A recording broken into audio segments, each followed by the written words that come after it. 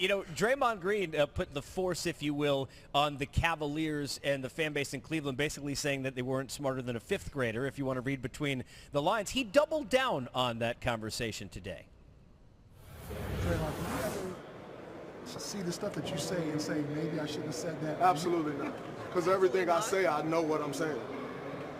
When I say something, I've thought about what I'm going to say before I say it. So, no, I never look at something and say, man, I shouldn't have said that. Because I'm a lot smarter than people think. When I say something, I've already thought about I was going to say it, so absolutely not. So I know emotions were running high the other night. What's the gain of bashing Cleveland fans? I didn't bash them.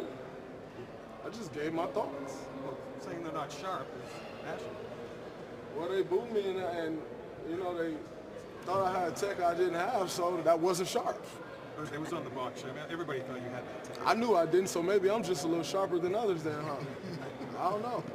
But they played hit the road, Jack, and I didn't have to hit the road, so I didn't think that was that sharp. But maybe you thought that was sharp. Well, I was looking at the box score. I was looking at reality, and I knew I wasn't ejected, so. All right, here's the reality. Unless you're a Cavs fan, you got to love Draymond. This was a weird scenario. Referee Association come out. They know that they made a mistake here. But I want to go 3D to the fact that, speaking of pressers with Draymond, we saw earlier in this series where he got a little bit mad, and KD at the same press conference next to him, about having so many questions about him, you know, freaking out. I'm not going to lose my mind. Almost like he was going to turn into like a wolf, like Teen Wolf. But we saw some of the wolf during the course of this Game 4. Yeah, we saw a little bit of wolf and howled a little bit. But I go back to Game 1 when Draymond said, I've learned my lesson from last year. I know how to be my own self. I know how to play with passion because this is who I am and who I've created.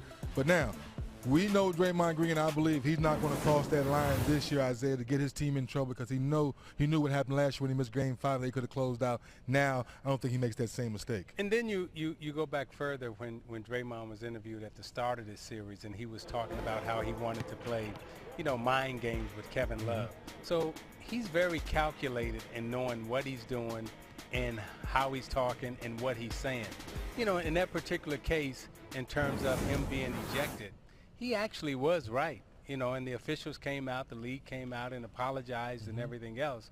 So he was right in that instance in terms of, you know, he shouldn't have been ejected. He was fighting and, you know, talking about how he shouldn't be ejected, but at the same time, he was.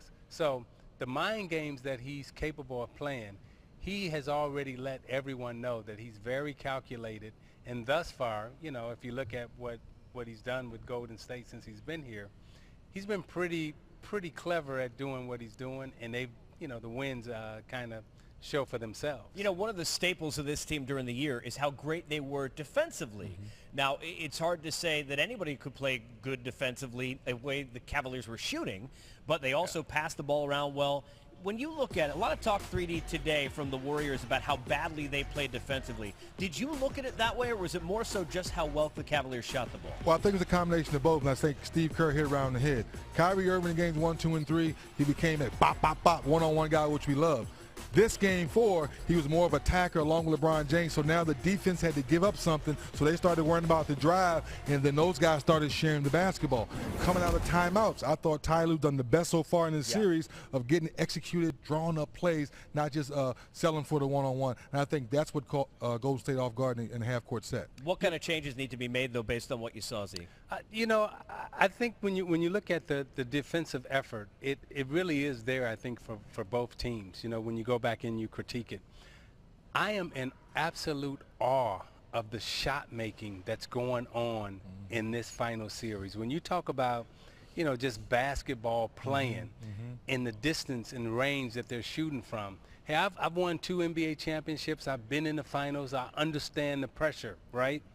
These guys in pressure situations, pulling up from the hash mark, leaving it, bam, throwing it off the glass, dunking it. I mean, we in the NBA Finals, and these guys are playing that. And I said this to Kyrie Irving, you know, it's like what he did in Game 4, under pressure. They weren't easy shots, and he's taking long range shots. They kicking it out to him, and he's at the hash mark with 19 seconds to go on the shot clock, 3D. Yes. And he, Curry, Thompson, Durant, LeBron JR. James. I mean, they putting on offensive shooting exhibitions like no other. Like, you just haven't seen this in the NBA Finals. So, you know, I'm one of the old guys who played in the 80s and everything else. But let me tell you something. These young jokers and the shots that they're making and the shots that they're taking, in our day, we weren't taking these kind of shots in these type of pressure situations. These young bucks are doing it. Well, look, I mean, they're really doing it. I got to let the people in at home know the guy all the way to the left here, you made some shot making earlier today. I made a couple of 2-3. But we'll get into that another time. Steph Curry's been doing that during the course of this postseason. Guys, his numbers have been the best overall, but the three-point field goals, that's as low as we've seen it. And this is another case where I feel like everybody goes to the negative.